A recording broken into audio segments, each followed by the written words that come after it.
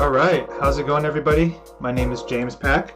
I am a concept designer, art director, and instructor for concept design for games and film.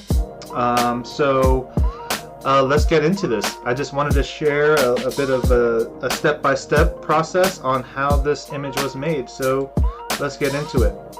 The first thing I want to start out with is by letting everybody know that it's really important to have some good preparation. What you'll see is a couple of worksheets over here of elements that I know that I will use, right? So one of the things that's important is I've already narrowed down the subject matter to be, all right, a landscape that's natural. It's but it's mostly rock and overgrown moss, something like that. I want the landscape to be kind of iconic and memorable and all these different types of, keywords. So what I'm going to be doing here is just experimenting with composition and shapes. I spent a lot of time preparing the worksheets ahead of time, and what that means is I narrow down what I'm going to paint in terms of subject matter, in terms of actual hard elements like rocks or trees or a city. So I'll narrow that down first, and then I'll find appropriate photos or material that can help me get there. Once I get those photos, I put them all into a single worksheet or a couple of worksheets that make it easy to go ahead and grab everything. So now you'll see I'm starting to mess around with the lasso tool. Sometimes I'll draw, sketch, paint, or lasso, something to just get the general shapes in there, a general composition. Now, I know there's a ton of rules out there about the rule of thirds and different composition things, but keeping all of those in mind and trying to create can kind of be tough. So just go with the flow. We can always change things and adjust along the way, so no big deal, right? Now, as I get my big, medium, and small shapes in there, you can kind of see a ground plane and maybe some rocks. So I think I'm at a good point to now to start messing around with the sky. Now, a class that I like to teach is a photo bashing class, and it's a class that goes over photo bash and speed painting techniques, and this is kind of an example of some of it, where we use photo to sort of get the general impression, but then we take deliberate steps to make it our own. And I think that's a very important part about this.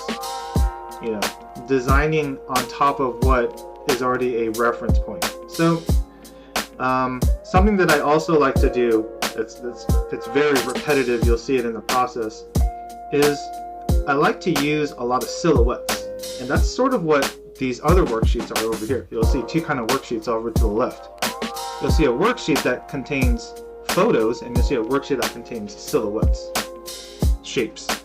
And that's what I like to do, is I like to use silhouettes and shapes. Particularly here, I'm doing things with clouds in the sky, trying to get some dynamic perspective going, some big, medium, and small, and a sense of depth. That's kind of what I'm really trying to shoot for. Now, once there's a general direction in terms of the clouds, the next step is now to collapse all those layers.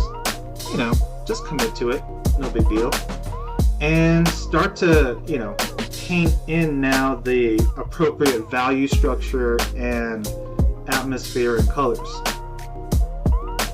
A lot of the photo is determining those choices of color and atmosphere and value. So I'm just going to follow what's in the photo. It's a very fun exercise. It's a great painting exercise if you ever need something to keep yourself occupied with. Add something on top of a photo base like this. But yeah, just painting in some light and reflection and some things to help pop the cloud shapes that I just added so we can see them.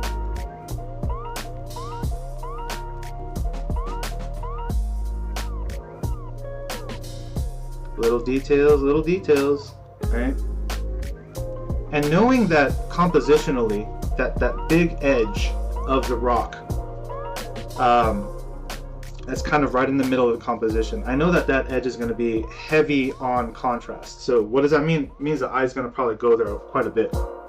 So let's make sure that we're doing some proper value, I guess, like planning, so that the eye is going to want to go there.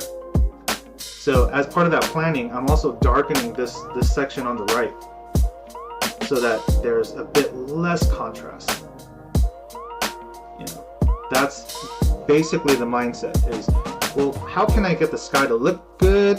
How can I get the sky to have depth and I can put in cloud shapes that I can control, but also how can I adjust the value so that it works in my favor, so that it pops out a part of the composition or a part of the silhouette. All right, ground time. Now, I had another tutorial that I posted of doing a sci-fi city, and it's a very similar process to this, and the mindset for all of this is don't really get too bogged up on what photo you're using and the details in the photo. That kind of becomes secondary. The important part is to just wallpaper or fill in the shape with some texture.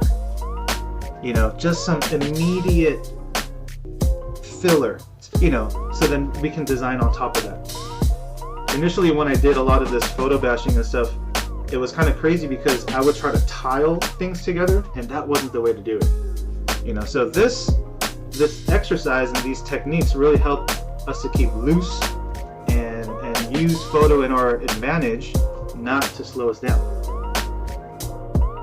I did some sky duplicating just a bit ago to get some reflection in the water. There's some water on the ground over there. Let's get some water reflection. A little bit of mirroring of what the sky tones are. One and done. Now moving forward, I'm going to start using a different series of filters on the layers. Now, what's kind of cool about this photo is that there's light shapes and there's dark shapes. So I'm using darken layer and my value adjustment layer, which is usually like a control M, just with curves. So I'm able to sort of like use the darker accents in the photo by utilizing that layer setting. You can also do something a little bit on the opposite side, which is using lighten layer. And I'll show you guys what that looks like a little bit later.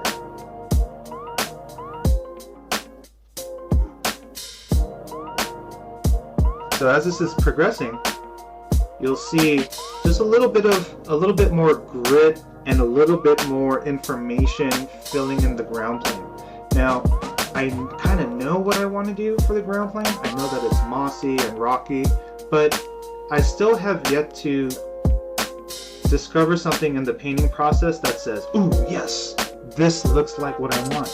So I'm just going to continue exploring using the photos that are already pre-selected because they match the direction of the theme. So hopefully, if we're using good cooking methods, these ingredients should all work somehow. And it's up to me as the chef, the artist, to assemble them and put them all together in a way that works well. Just like cooking, things are all about proportions, right?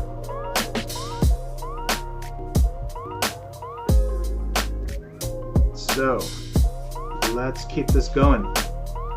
Getting more and more ground tone. Just keep working on the ground. Just like in the sky, one thing that I've adapted over the years is, it's great to do studies and it's great to do other types of drawings and sketches to study a subject matter, but later on it's really good to create a good workflow, and so this is sort of a workflow that's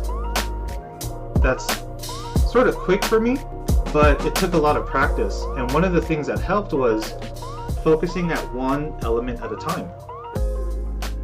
So notice that I worked on the sky until there was a point of really trying to get it completed. Now the ground plane. So I imported some different photos, tiling them together to create a organic looking rocky mossy ground plane. I always work within silhouettes, and I attach them within the silhouette, so I don't really have to redraw the shape again over and over and over. That can become a little bit taxing, you know, if you have to keep redoing the same thing over and over again.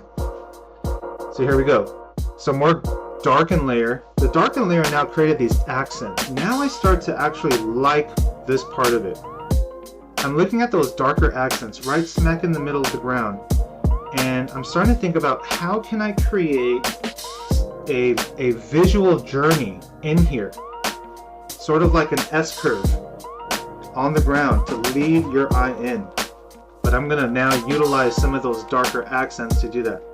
Now I'm using my paintbrush to just draw in some shapes, again some lasso tool. I'm using the paintbrush to just kind of add in those accents. You can see over here, it's kind of just it'll look like a ledge or some sort of flat walkable terrain next to some bumpy rocks over there. And over to the right is bumpy rocks, and then over to the left is water. So this becomes like your designated path, the most ideal way to go. Now that I have sort of this ground plane that's starting to work out, the next important thing is to think about, well, how do I start populating the rest of the rocks up top? So I'm still working on the ground, but my mind is thinking about, all right, how do I get the rocks going? This is sort of where efficiency comes into play, because it can allow you to be a little bit quicker with decision making as you're planning this stuff. Alright, so I'm looking at my photos. I'm like, what can work? Let me see. I have some different rocks. Notice how some of the rock shapes are very flat, meaning that there's not a lot of dynamic perspective in it. So I can kind of wallpaper, you know? Now the wallpapering technique here. How do I do this rock? I'm gonna put it on lighten layer. Lighten layer is great because, you know, as you adjust the values, you see here, you can start to kind of repeat the same texture on top of itself, but it won't make it brighter on top. It'll still just fill it in. So this is almost like this really great technique where you just want to fill in the darks. The only thing I have to pay attention to is I have a very Photoshoppy edge that you can see. Well, Photoshoppy is not a great word to use, but we're going to use it today. It's that edge that looks very sharp and digital, because there's all this organic stuff happening in the middle, right? So as I start to repeat this texture over and over and over again, what my mind is thinking about is scale. How can I create scale, and how can I also create these interesting negative shapes in there that will induce maybe some thoughts of a narrative or like gameplay or something. Okay. Now my lasso tool sketch was about, I don't know, 30 seconds or so, maybe a little bit more. And so what I'm doing here is refining the silhouette. I'm not going to use the sketch silhouette with the lasso tool. It was too quick. It was a bit too fast, right? But now that I have more information about what's in the shapes, now that I have information about what the rock internal design is doing, I can now adjust my silhouettes accordingly. And so we're going to do that. Basically what I like to think about here is the dark parts go in, and then the lighter parts where you see the rock textures, they're raised up higher. So I'm just kind of pushing the silhouette in and out based on some of these accents that I'm seeing. What are some other like good design fundamentals that we all remember? It's you know, straights versus curves, areas of rest versus areas of complexity, you know, bumpy versus straight. So these are all the little things that I'm trying to keep in mind here. I'm digging into the shape. I'm actually making some internal like negative shapes that you can see through and see the sky behind it. Hopefully what that's going to do is create a little bit more visual interest up there. Hopefully what it does is like makes it kind of a focal point. So thinking about that, I'm like, what other ways can I create some more focus up here that really hit it home? Maybe there's some more. You know, always adjusting, trying things out. If things work, then you keep it, and if they don't, well, no big deal, right? You can always try it again next time.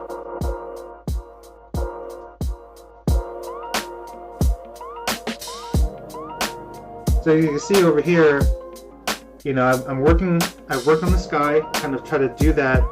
I work on the ground, textured it up, created the path. Now I'm working on the mountains here. Our main focus area, our POI, you know, the point of interest. So now that I have this, now let's start to bash some photos, right? So the thing about photo bashing is that it's a great way to see designs come through that you didn't initially have the intention of doing, but you see it through a happy accident. And that's the great part about some of this photo bashing. I love this part.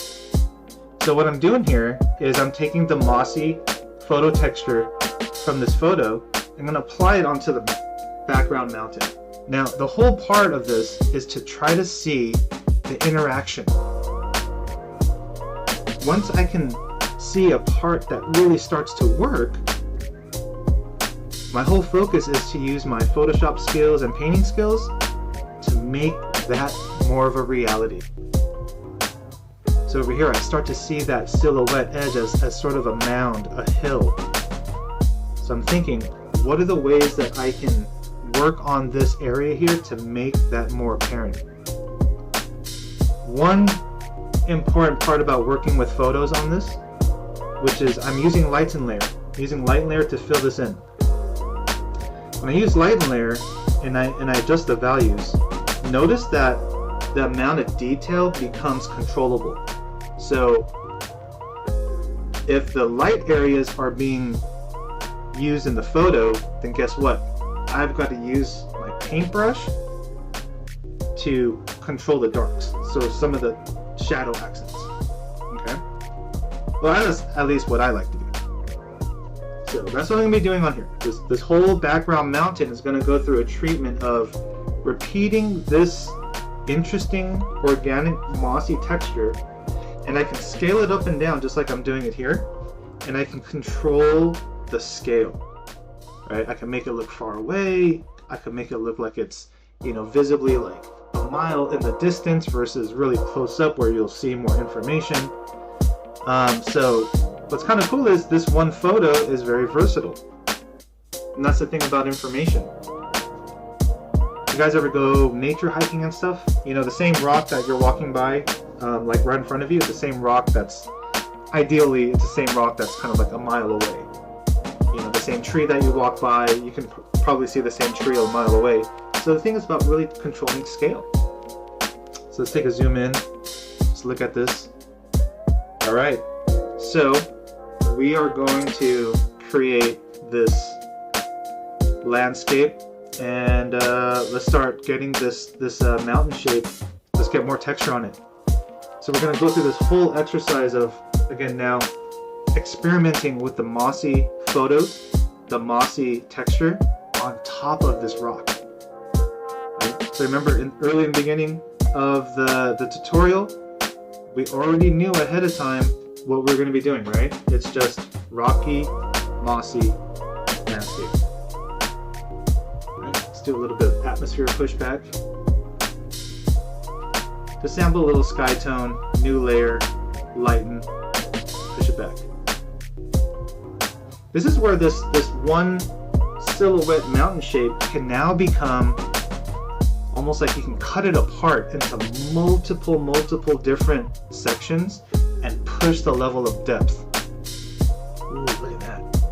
I love how some of that texture shows like an angular top face. I don't know if that made sense. But there's some angularity to some of where the moss is sitting, and it feels like it's sitting on a surface that has some of the angle. I'm going to repeat that texture. If I smush it down, it feels like it's more on the ground. And if we kind of have it more angled and squished and kind of pulled apart like that, it feels like it's more on the face. So this is some fun ways to be able to control photo.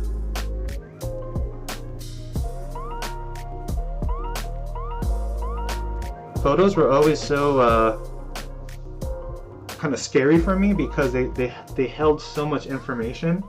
I felt like I had to delicately walk around photography. But now that I realize it's not really about that, it's just about how can we use photo in a way that's kind of fast, you know, in a way that promotes exploration and just general information filming. So the concept of this area, not just having mossy rocks, is that perhaps there's this mountain peak right here with these insane caves. And these caves are where these birds live. And there's just going to be a bird catcher coming in and climbing up to the peak and going into the cave and finding birds. You know, sometimes when I do work like this, I don't want to make the storyline too intense. It just kind of prevents me from actually just getting into image making. So sometimes I just do something simple like that. You know, if you guys ever get creative block, just dial it down and just get it into the image making. So I'm just tiling around. I'm filling it in, and I'm just like experimenting. Like, does it look good? Do I like what I'm seeing? And as I feel like it's okay, then I'm just like, all right, let's keep going, you know? But I have to remember that eventually I'm gonna mask and control exactly where these textures are going. I also want to mask and, you know, mask it in a way where I'm controlling photo, but also I'm gonna paint the shadow portions, right? By hand, you know. That's the way that it kind of has like this photo / painterly look. And I get asked that question a lot. You know, how do I get this kind of visual style look? Well, there you go. It's having the photo be visible through the texturing, but then now paint the shadow areas, right? So like there's like this different delivery of information. So as I'm going through here, I'm just correcting. I'm seeing edges that look digitized, that don't belong there. I'm looking for the right shadow angle. Look what's starting to happen just slowly and organically. This whole mountain area is starting to take shape, starting to take form. And as I feel like other things need more filling, or you know, other areas need more texture, I'm gonna go ahead and do that. You know, and it slowly builds confidence. And that's one of the things with experimenting like this. Is you know, the first few rounds of experimenting like this is kind of challenging because it's kind of like a layered Photoshoppy mess. But once there's a little bit of control, like once the training wheels come off, then there's a lot more freedom here. And the cool thing about this type of technique is you can do this with a lot of different subject matters, almost any kind of subject matter. You can do this with architecture, you can do this with designing ships, or you know, vehicles. You can do this with interiors, exteriors, all different types of genre. The thing that's just going to happen is that your source material, your photos, and your references, those are going to change. Alright, paint it up. I'm also preventing myself from zooming in too much. Right? That also helps with not getting too bogged down in the details. Alright, moving along. Some shapes. See, it's kind of funny that once I find a texture that works, I just kind of commit to it, right?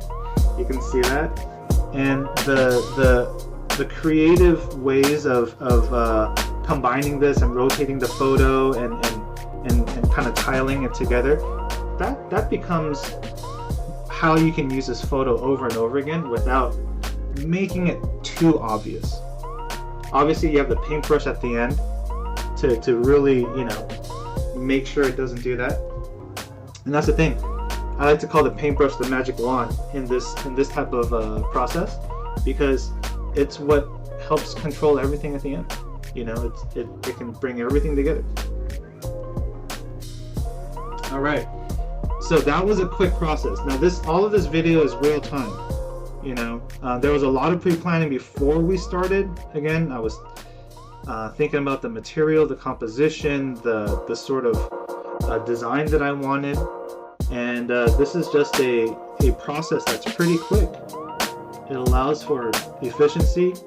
It allows for hopefully still some creativity, and I personally like this process a lot.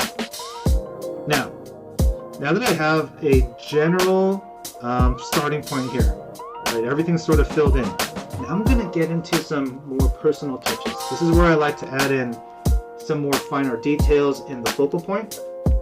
This is where I like to add in more atmosphere, some lighting. So let's see how we do that. Adding in some more water that leads your eye down there. Hopefully it makes you want to explore down that path. And the pathway that we designed on the ground earlier on, hopefully that shows you how to get there. We're gonna try to now lead the eye up, not just with those caves and not just with the rock textures and moss that leads the eye up, but maybe, I don't know, maybe there's some small waterfalls in there. Well, small in relative scale, they're probably huge if you get up there.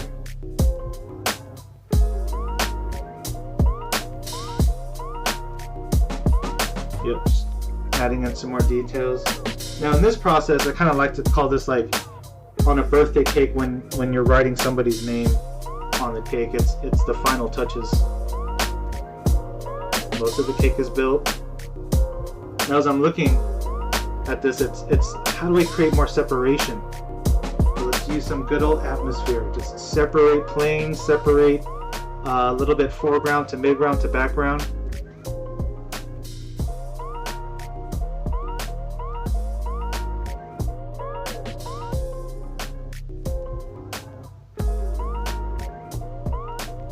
And so just more lasso tool, just separations. Just thinking about how do we make this shape not feel so flat and like a big cardboard cutout, but how do we make it feel like it has dimension and it rotates? It has volume to it. And so some of that is about pushing some of the ends or edges further back with atmosphere, creating good overlaps. That's also a very effective way to get depth. So once it was a combined just rock shape, but now it's starting to turn into something with more depth, something with more dimension to it. All right, so yes, just more of the same thing. This is a fun part of it, and it's great to experiment with this part. You can get some different effects. Definitely make it feel different in lots of different ways. And last but not least, I'm gonna play around a little bit with just some atmosphere, some saturation, a little bit of a pushing of some lighting. So I like to darken down. Well, in this image, I'll slightly darken down the ground plane. Darken down a little bit of the upper right part so that you see how now it makes a really strong contrast point on the lower left third of the composition. Let's go over here to some color dodge. Now color dodge, I like to put a black layer on top, put on color dodge, and then slowly paint on top and add in some saturation that I'm looking for. As I paint light on the ground, it's important for me to wedge the brush. So I smush it down and I get more of this oval soft brush. It's going to paint in as like a light streak from off screen is sort of coming in and affecting that area. Gonna do a little bit of light, maybe also hitting of the mountain as well. Right. And you see how the warm tone of the color dodge is kind of really reacting to the photo well. And that's because the photo has that green tone, and the warm really activates that green and makes it a bit more saturated. So it really feels like sometimes it's like sunlight is hitting it. And lastly, I'm just adding in more saturation.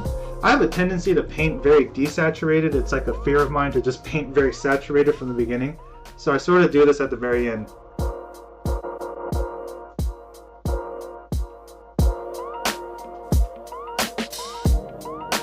Now some just very, very soft atmospheric warmth, maybe coming from some of the sunlight. Also trying to activate a little bit of warm, cool separation from the ground and sky. And that becomes just about it. We're now at a point where I like to crop my image out because there's a lot of information on the edges, just saves memory. But here we go. Now, there's a part of this painting that wasn't recorded, but I continue it a bit further and start to add in more background elements.